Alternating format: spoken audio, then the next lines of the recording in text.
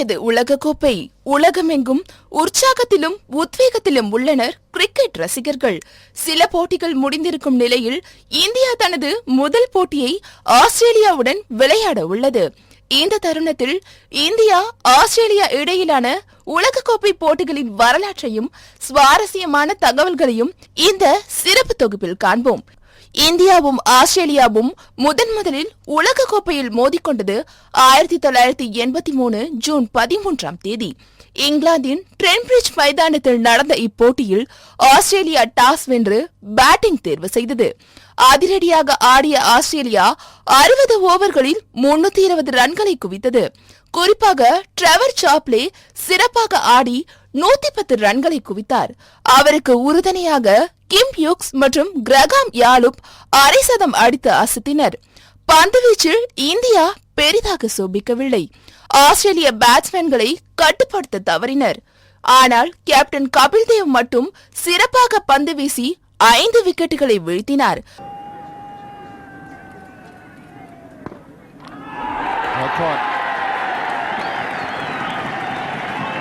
Fierce drive from Ken McClay.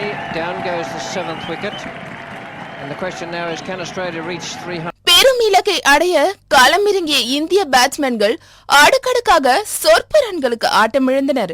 அதிரடி ஆட்டக்காரர் ஸ்ரீகாந்த் போராடி 39 ரன்கள் சேர்த்தார். பவுலிங்கில் கலக்கிய கபில் தேவ் பேட்டிங்கிலும் 40 ரன்கள் சேர்த்து ஆட்டத்துக்கு உயிர் கொடுத்தார். இருப்பினும் இந்திய அணி 158 ரன்கள் மட்டுமே அடித்து ஆல் அவுட் ஆனது. இதற்கு முக்கியமான காரணம் ஆஸ்திரேலியாவின் வேகப்பந்து வீச்சாளர் கென் மேக்லே 6 விக்கெட்டுகளை வீழ்த்தி ஆஸ்திரேலியாவின் அபார வெற்றிக்கு வித்திட்டார் Ken மேக்லே. Bowled him. Kirmani's gone, and that's the end of the match. Australia have won. அதே டோர்னமெண்டில் இந்தியா ஆஸ்திரேலியா இரண்டாவது முறை மோதிக்கொண்ட போட்டியில் இந்தியா டாஸ் வென்று பேட்டிங் தேர்வு செய்தது. களமிறங்கிய ஆட்டக்காரர்கள் பெரிதாக சோபிக்கவில்லை என்றாலும் யாஷ்பால் சர்மா அடித்த 40 ரன்களும் மற்ற பேட்ஸ்மேன்கள் அடித்த சிறு சிறு ரன்களும் இந்தியாவை 247 என்ற டோட்டலுக்கு எடுத்து சென்றது. சிறிய இலக்கை அடித்து முடிக்க களமிறங்கிய ஆஸ்திரேலிய பேட்ஸ்மேன்கள் சொற்ப ரன்களில் ஆட்டமிழக்க தொடங்கினர். எவ்வளவு போராடியும் அவர்களால் 129 ரன்களை தாண்ட முடியவில்லை. அந்த ஆட்டத்தில் இந்தியாவின் தூணாக நின்றவர் ரோஜர் பின்னி. 8 ஓவர்களில் வெறும் 29 ரன்கள் மட்டுமே கொடுத்து 4 விக்கெட்டுகள், அதிலும் முக்கியமான வீரர்களின் விக்கெட்டுகளை வீழ்த்தினார். இதனை அடுத்து இந்தியா 118 ரன்கள் வித்தியாசத்தில் அபார வெற்றி பெற்றது. 1987 உலகக்கோப்பையில் 3வது முறை இரு அணிகள் மோதிக்கொண்ட போட்டி நமது சென்னை சேப்பாக்கம் மைதானத்தில் நடைபெற்றது. சொந்த நாட்டில் இந்தியா விளையாடுகிறது என்பதால் பெரிய எதிர்பார்ப்பு இருந்தது. டாஸ் வென்று பவுலிங் தேர்வு செய்த இந்தியா ஓரளவுக்கு நன்றாகவே பந்து வீசினாலும் ஆஸ்திரேலிய வீரர் ஜாஃப் மார்ஷை கட்டுப்படுத்த முடியவில்லை. செஞ்சுரி அடித்து ஆஸ்திரேலியாவின் ஸ்கோரை 270 ரன்களுக்கு எடுத்து சென்றார்.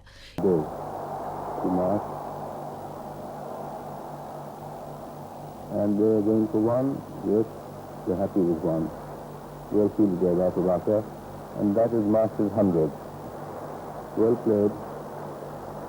Responsible innings. 271 என்ற இலக்குடன் களமிறங்கிய இந்திய அணியின் வீரர்கள் ஸ்ரீகாந்த் மற்றும் நவஜோத் சிங் சித்து அதிரடியாக ஆடி தலா 70க்கும் மேற்பட்ட ரன்களை குவித்தனர். ஆனால் அதற்கு பின்னால் வந்த பேட்ஸ்மேன்கள் பெரிதாக ரன்கள் அடிக்காமல் ஆட்டமிழந்ததால் இந்திய அணி போராடி வெறும் ஒரே ஒரு ரன் வித்தியாசத்தில் தோற்றது. இது இந்திய ரசிகர்களை பெரும் ஏமாற்றத்திற்கு தள்ளியது. 2 balls to go. He can make it in singles. No, he doesn't. He goes for the wild swing and he's bowled. And Australia won this match. A tremendous effort. Here's the scorecard. Just gives you an idea how well India started. அதே டோர்னமெண்டில் மீண்டும் சந்தித்த இரு அணிகளும் டெல்லியில் இரண்டாவது போட்டியை விளையாடினர். Toss வென்ற Australia bowling தேர்வு செய்தது. முதலில் களமிறங்கிய இந்திய அணியின் வீரர்களுக்கு நல்ல துவக்கம் கிடைத்தது. குறிப்பாக சுனில் கவாஸ்கரும் திலீப் வெங்சர்காரும் 60 ரன்கள் மேல் அடித்து அசத்தினர். சித்துவும் அசாருதீனும் அரை சதம் அடித்து பக்கபலம் அளித்து இந்தியாவின் ஸ்கோரை 289 ரன்களுக்கு எடுத்து சென்றனர். Into there. That's a huge six. Massive blow by Vengsarkar, pulling that ball from outside the off stump. 290 அடிக்க களமிறங்கிய ஆஸ்திரேலிய பேட்ஸ்மேன்கள் சொற்ப ரன்களுக்கு ஆட்டமிழந்தனர். பேட்டிங்கில் கலக்கிய அசாருதீன் பவுலிங்கிலும் 3 முக்கிய விக்கெட்டுகளை வீழ்த்தி அசத்தினார். சிறப்பாக பந்து வீசி ஆஸ்திரேலியாவை 233 ரன்களுக்கு ஆல் அவுட் செய்து 56 ரன்கள் வித்தியாசத்தில் இந்தியா வெற்றி பெற்றது.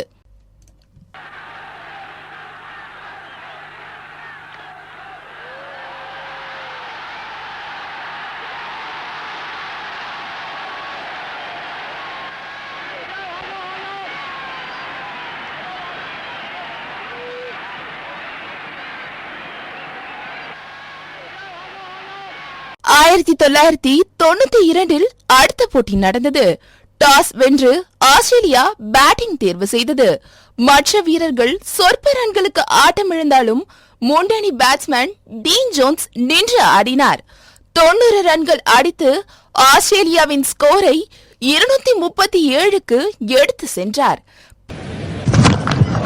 Beautiful shot, that's a huge six over the ball, it's a magnificent shot into the Queensland woods. It's the Wacker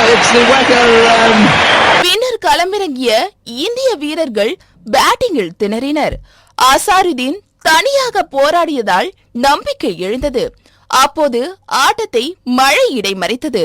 ஆட்டம் 47 ஓவர்களுக்கு குறைக்கப்பட்டு 236 என்பது இலக்காக அறிவிக்கப்பட்டது. மழையினால் பிட்ச் பவுலர்களுக்கு சாதகமாக மாறியது. இறுதி வரை போராடிய இந்தியா மீண்டும் 1 ரன் வித்தியாசத்தில் தோற்றது. He's got him at 6, could it be? He's coming around Matt Taylor, it's Steve Waugh. He's dropped it. He's got to go back for the third, come on run. They're running. It's goal, they win by 1 run Australia, what a finish. He dropped the catch but the throw was good enough and the runner was not fast enough, so India miss out by 1 run to tie. 1996 அடுத்த போட்டி மும்பையில் நடைபெற்றது. Toss வென்ற Australia batting தேர்வு செய்தது. அதிரடி ஆட்டக்காரர் மார்க்வா 126 ரன்கள் அடித்து ஆஸ்திரேலிய அணியின் ஸ்கோரை 258 ரன்களுக்கு எடுத்து சென்றார். 259 ரன்கள் அடிக்க களமிறங்கிய இந்திய ஆட்டக்காரர்கள் பெரிதாக சோபிக்கவில்லை. ஓபனர் சச்சின் டெண்டுல்கர் 90 ரன்களை குவித்தும் இந்தியாவால் வெற்றி பெற முடியவில்லை. காரணம் டேமியன் பிளெமிங்கின் அற்புதமான பந்து வீச்சு. 5 விக்கெட்டுகள், அதிலும் முக்கிய புள்ளிகளின் விக்கெட்டுகளை வீழ்த்தி ஆஸ்திரேலியாவை வெற்றி பாதைக்கு அழைத்து சென்றார். Really, he had to go for it, and what a good performance this was by Fleming.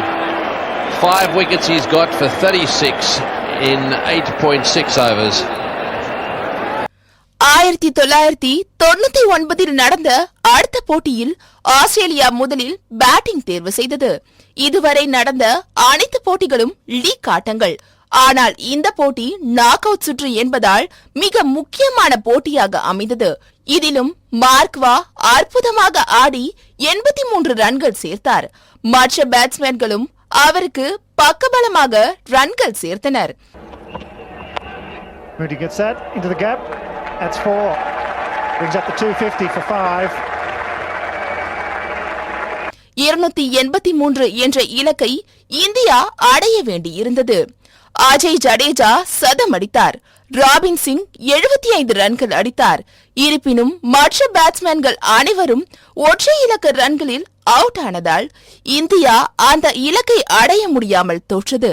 Glenn McGrath சிறப்பாக பந்து வீசி சச்சின், ராகுல் டிராவிட் மற்றும் அசாருதீனின் விக்கெட்டுகளை வீழ்த்தி அசத்தினார். He's got him.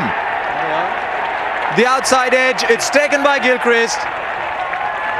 India have lost the wicket, it's the big one. At the end of the first over, it is 1-for-1, Jeffrey. Well, it's a shame I have to say that might happen. 2003 உலகக்கோப்பையில் நடந்த அடுத்த போட்டி கங்குலி தலைமையிலான இந்திய அணி முதலில் batting தேர்வு செய்தது. இந்திய அணியின் அனைத்து வீரர்களும் சோபிக்க தவறினர். சேவாக், கங்குலி, யுவராஜ் உட்பட அனைவரும் சொற்ப ரன்களுக்கு ஆட்டமிழந்தனர். 41 ஓவர்களில் வெறும் 125 ரன்களுக்கு ஆல் அவுட் ஆனது இந்தியா. வேகப்பந்து வீச்சாளர்கள் பிரெட்லி மற்றும் கில்லஸ்பி தலா 3 விக்கெட்கள் எடுத்து இந்தியாவை திணற செய்தனர். Back foot prod into the covers. The footwork was way towards leg stump, not off stump, and Gillespie picks it up. 13.1 overs, and Dravid now disappears. It's 44 for 3. அதிரடி ஆட்டக்காரர்கள் நிறைந்த ஆஸ்திரேலிய அணிக்கு இது மிகவும் சுலபமான இலக்காக அமைந்தது. வெறும் ஒரே ஒரு விக்கெட்டை இழந்து 23 ஓவர்களில் பெரும் வெற்றி அடைந்தது Australia. Well, that's enough. Ricky Ponting has played a blinding shot away through the covers. Lovely, not much more than a defensive stroke off the back foot. And the Australians have won, and I'm here to tell you that is a real whomping. அதே டோர்னமெண்டில் அடுத்த போட்டி. இந்த முறை பெரிய களம், பெரிய எதிர்பார்ப்புகள். இந்தியாவின் கனவு அந்த போட்டியில் அடங்கியிருந்தது. ஆம், 2003 உலகக்கோப்பையின் இறுதிப் போட்டி இந்தியாவிற்கும் ஆஸ்திரேலியாவிற்கும் இடையே நடைபெற்றது. டாஸ் வென்ற இந்திய அணி பவுலிங் தேர்வு செய்தது. களமிறங்கிய ஆஸ்திரேலிய ஆட்டக்காரர்கள் அன்று தங்கள் முழு திறமையை வெளிப்படுத்தினர். வேகப்பந்து, சுழற்பந்து என அனைத்து பந்துகளையும் அடித்து விளாசினர். கேப்டன் ரிக்கி பாண்டிங் 140 ரன்களை அடித்து தும்சம் செய்தார். கில்கிறிஸ்ட் 57 ரன்கள், ஹேடன் 37 ரன்கள், மார்டின் 88 ரன்கள் என அனைவருமே அற்புதமாக ஆடினர். இந்திய பந்து வீச்சாளர்களில் ஹர்பஜன் சிங்கை தவிர்த்து அனைவரும் விக்கெட் எடுக்க தவறினர். 351 என்ற இமாலய இலக்கை ஆஸ்திரேலியா இந்தியாவிற்கு கொடுத்தது. இந்திய நாட்டு ரசிகர்களின் கனவுகளை சுமந்து கொண்டு களமிறங்கிய இந்திய வீரர்கள் சோபிக்க தவறினர். 82 ரன்கள் குவித்த ஷேவாக்கை தவிர மற்ற பேட்ஸ்மேன்கள் பெரிதாக ஜொலிக்கவில்லை. 39 ஓவர்களில் வெறும் 234 ரன்கள் அடித்து ஆல் அவுட் ஆனது இந்திய அணி. கிளென் மெக்ராத், பிரெட்லி, சைமன்ஸ் என அனைத்து பவுலர்களும் சிறப்பாக பந்து வீசினர். இந்திய ரசிகர்கள் அதிர்ந்து போனார்கள். ஆஸ்திரேலியா கோப்பையை கைப்பற்றியது. Show the Australians that they're very serious about the run chase. Oh, it's gone high. It's going to be out caught and ball by Glenn McGrath. It is. That is it. That is the big one they won in Australia. They've got Sachin Tendulkar in the first over. Glenn McGrath has got him again like he did in an important game in the 99 World Cup. 2007 இரு அணிகளுக்கும் இடையே எந்த போட்டியும் நடைபெறவில்லை. அடுத்த போட்டி 2011 உலகக்கோப்பையில் அகமதாபாத்தில் நடைபெற்றது. முதலில் களமிறங்கிய ஆஸ்திரேலிய அணியில் கேப்டன் பாண்டிங் சதமடித்தாலும் மற்ற பேட்ஸ்மேன்களை பெரிதாக அடிக்க விடாமல் சுருட்டினர் இந்திய பவுலர்கள். இருந்தும் முக்கிய கட்டத்தில் முன்னணி பேட்ஸ்மேன்கள் அனைவரும் ஆட்டமிழந்தனர். மீண்டும் ஆஸ்திரேலியாவுடன் தோல்விதான் என்று நினைத்துக் கொண்டிருந்த போது அன்று நாயகனாய் உதித்தார் யுவராஜ் சிங். கடைசி வரை நின்று ஆடி 57 ரன்கள் அடித்து இந்திய அணியின் வெற்றிக்கு வெத்திட்டார். அந்த ஆட்டத்தின் ஆட்டநாயகன் விருதையும் பெற்றார் யுவராஜ் சிங். இந்தியா ஆஸ்திரேலியாவை வீழ்த்தியது என்பது குறிப்பிடத்தக்கது. அடுத்த போட்டி 2015 உலகக்கோப்பை அரையிறுதியில் மீண்டும் ஒரு நாக் அவுட் போட்டி. மீண்டும் பெரிய கனவுடன் காத்திருந்தனர் இந்திய ரசிகர்கள். டாஸ் வென்ற ஆஸ்திரேலியா முதல் பேட்டிங்கில் களமிறங்கியது. ஓபனர் ஆரோன் பிஞ்ச் 81 ரன்கள் அடித்து விளாசினார். அதன் பிறகு பெரும் புயல் போல் வந்து சதம் அடித்தார் ஸ்டீவ் ஸ்மித்.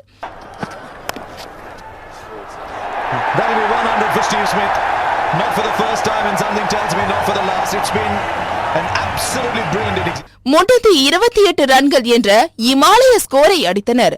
அந்த பெரும் இலக்கை அடுத்து முடிக்க களமிறங்கிய இந்திய பேட்ஸ்மேன்களை ஆஸ்திரேலியாவின் Mitchell Stark, Johnson, James Faulkner தாங்கள் பந்து வீச்சால் பெவிலியனுக்கு திரும்பி போக செய்தனர். அணியின் கேப்டன் தோனி மட்டும் போராடி 65 ரன்கள் அடித்தும் இந்தியாவால் இலக்கை எட்ட முடியவில்லை. மீண்டும் நாக் அவுட் சுற்றில் ஆஸ்திரேலியாவிடம் தோற்றது இந்திய அணி. That's out, is it? He's given up. Oh, it's hit the stumps. Faulkner charging in. He's hit the stumps again. He's hit the stumps. That's a classic dismissal for Mitchell Starc. Australia are through to the World Cup final on Sunday at the MCG against New Zealand. கடைசியாக India Australia மோதிக்கொண்டது 2019 உலகக்கோப்பையில். Toss வென்று batting தேர்வு செய்தது இந்திய அணி. களமிறங்கிய opening கூட்டணி ரோஹித் மற்றும் தவான் அதிரடியாக துவங்கினர். ரோஹித் அரை சதம் அடிக்க, தவான் சதம் அடிக்க ஸ்கோர் மலை போல் உயர்ந்தது. பின்னர் இறங்கிய விராட் கோலியும் சிறப்பாக ஆடி 82 ரன்கள் அடித்தார். 353 என்ற பெரும் இலக்கை ஆஸ்திரேலியாவிற்கு கொடுத்தது இந்திய அணி. Now Shikhar Dhawan's got 100. Now this ground bathed in blue will rise to acknowledge a fine innings. There's something about Shikhar Dhawan and ICC tournaments. He seems to reserve his best and India will be delighted. Australia saying, right, what's he going to do after this now?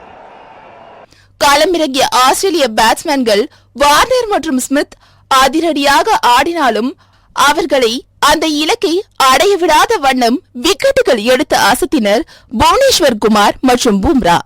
தலா 3 விக்கெட்டுகளை வீழ்த்தி இந்தியாவின் வெற்றிக்கு வித்திட்டனர். சிறப்பாக விளையாடி சதமடித்த ஷிகர் தவான் ஆட்டநாயகன் விருதை பெற்றார். India Australia உலகக்கோப்பை யுத்தத்தில் அதிக முறை வெற்றி கொடி நாட்டியிருப்பது ஆஸ்திரேலியாதான். இந்த ஆண்டு ஆஸ்திரேலியா அணியுடனான போட்டி மிக கடுமையாக இருப்பதற்கான சாத்தியக்கூறுகள் அனைத்தும் உள்ள வகையில்தான் அவர்களுடைய அணி அமைந்திருக்கிறது. இந்த ஆண்டின் யுத்தத்தில் வெல்லப்போவது இந்தியாவா ஆஸ்திரேலியாவா என்பதை பொறுத்திருந்து பார்ப்போம்.